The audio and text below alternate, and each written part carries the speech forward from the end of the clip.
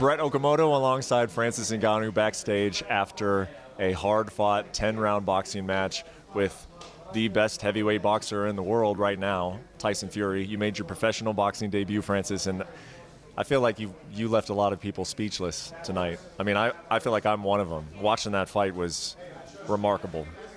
Did it surprise you at all? Anything about that fight surprise you? The fact that I didn't win surprised me. I came here tonight to win. I'm going back without that victory, which is not what I was looking forward. I was really looking forward to win this fight. But I do learn a lot tonight about the sport. You know, this is really my first time to fight and to do like 10-round boxing match, straight boxing. And, you know, I can tell myself that I didn't do bad against the #1 heavyweight in the world. So I just gonna go back and focus on that and have at least that experience to work on it, that feeling to work with it, and get prepared for the next time, because I think this just get me even more excited and hungry to prove, you know. I was wounded, but I realized that I can bite. You told me before this fight, it was a long time ago. It was, I think it was when you were like rehabbing your knee. It's actually the day like I brought my son over there. Remember that? And you told me, I'm definitely going back to MMA. I'm just learning. I'm finding my groove in MMA. I'm being able to do whatever I want in MMA. But then I listened to you talk about boxing, and it's like I learned a lot from this. I want to go and I want to learn more about this. Where is your head at in terms of, are you a boxer or a mixed martial artist? Combination. I can do both. Nothing stop me from doing both. If I have the skill for both of them, why not?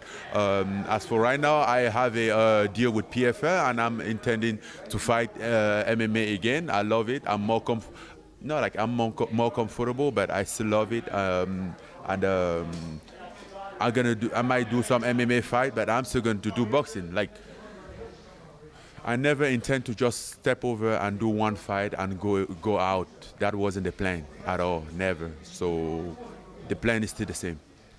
Can you just talk about the night? I mean, wherever you want to go with it, from the walkout to the knockdown to just trying to stay focused and what you were hearing from your corner throughout. I mean, what stands out to you about this night when you kind of relive it real quickly in your head? It was a big night. It was an impressive night. Great people around, big show, more than I've ever seen. I think it's the biggest show in the combat sport so far that I have seen. I never see so much concentration of legend in the same place. And just being a fan boy, I was literally a fan boy in there, looking here and see these guys, see Luis Figo, see everybody, and you know, you get a little excited, but of course, when the fight starts, it's the fight. When it's the fight, it's the fight. Nothing else. You know, you get focused on the fight. When you knocked him down, you did a little dance over him, or you taunted him a little bit. Do you even remember that? Yes. Well, because when we started, he said, "Let's go to school." So I'm like, "Oh, I think you're a bad teacher." Did you sense? Or how quickly did you sense a change in his attitude towards you, that maybe he thought it was going to go a certain way and it wasn't going that way? I know he's going to be like that. I know, like everybody that doubted my ability to box is going to be like that, you know. I realized, I feel the fight over as he was going, and his attitude was changing. Basically, when I was changing to southpaw, he wasn't doing anything. Like, when I want to rest, I switch to southpaw. Like he not doing anything he can do. So I realized that he was having a struggle right there at that moment. And in the southpaw, I have my right hand. My left hand can go pretty good, but I wasn't in my best. I was slowing down already. I wasn't in my best speed, and I think it was the 5th or the 6th round. I kind of like get him in that round, but I didn't want to go crazy because I don't want to put too much power. The focus in this fight was like not to push power, you know, to fight. Just focus on fighting, not go there, put energy on everything and gas out. Like just fight, and then if the knockout comes, he comes. If not, then we fight to the decision. So that was the plan. I think a lot of people, I mean, Tim Bradley, the former boxing world champion who was analyzing the fight, he was in the fighter meeting. You know Tim Bradley? He was saying, how do you get this good at boxing in 4 months? Did you get this good in boxing in 4 months, or were you just like you had a lot of these skills from prior? No, it wasn't in 4 months. I started boxing even before MMA. I just let boxing and step into MMA, and then over the time I had to adjust my boxing to MMA. He was hard, and I think it's still hard. I still don't have that space. It's hard for me to push. I'm still working on the jab, to push that jab clearly, to get that reflex back, that momentum. I haven't built it yet, and that's why I'm so confident, because I know that in a couple months, keep working into those stuff.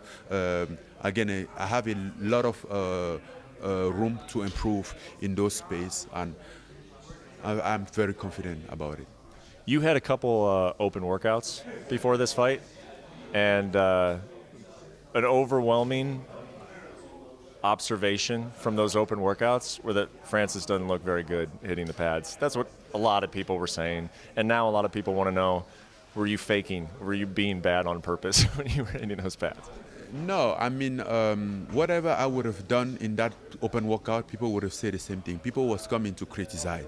I was in the spot that no matter what I do, no matter how I look, people were going to criticize. That wasn't the point at all. And I knew that. I knew already what was going on. It was about okay, how to shut Francis down, how to criticize Francis. Even when if you do something good, they turn it down. People go to open workout, they don't even work out. They dance ballet, they do everything, they don't work out. So why would that be a problem if somebody look good? I'm not there to prove something. We don't have a judge in the open workout. Open workout is not a proof of performance. It's just giving some action, entertaining. Some people just come and decide to dance instead of hit meets or do something. You guys are both fighters, you and Tyson. You've fought hundreds of times in the gym and then in under the brightest of lights. I feel like from the outside, I would think that after a fight, you would both know who won. When that fight was over, who did you feel had won? And if he's being honest, who do you think he would say? If he's being honest, he would say, I won that fight. I won that fight. There is not a question about it. But, and even before getting here, I know if this fight get to decision, I'm not winning, not because I didn't do good, because I'm a new guy in the house. I come here and I just want to, kick into people's business. I know there's a structured business out there, and you need to do a lot to destroy it. That's why he would be upset for them. I wasn't expecting to just win like that into decision. But, it is what it is. I do my job. I know that I did everything that I could have done. I did my best. Maybe next time I should just do better to convince people more. And last question for me is how frequently can you do this? I mean, you say you want to now compete in 2 sports. That's very, very difficult to do. What do you think the plan is moving forward in terms of how many times you fight per year in a ring or in a cage? I'm really going to fight sometime in February or March. Might be in the cage or in the ring, but I'm going to fight. I already I basically have both, and we are working on what's gonna work better. Think anybody will doubt you ever again? Tonight's the end of it. Doubter is a doubter. They mean to doubt. Doesn't matter what happened, they're gonna doubt. So don't focus on doubter. Focus on the believing. Focus on yourself, believing on yourself instead of focus on the people around. People always doubt, and that's not the question. Some people doubt. Some people hate. Some people they are meant to do those stuff. It's like snake. They are meant to bite. And then you are meant to do what you do. You do your shit, and they do their shit. I can't do anything about that. Well, you're doing your shit, man, and it's been very, very fun to watch, and I congratulate you, man. It was really, really fun to watch you. Thank you. Thank you for the time, as always. Appreciate it.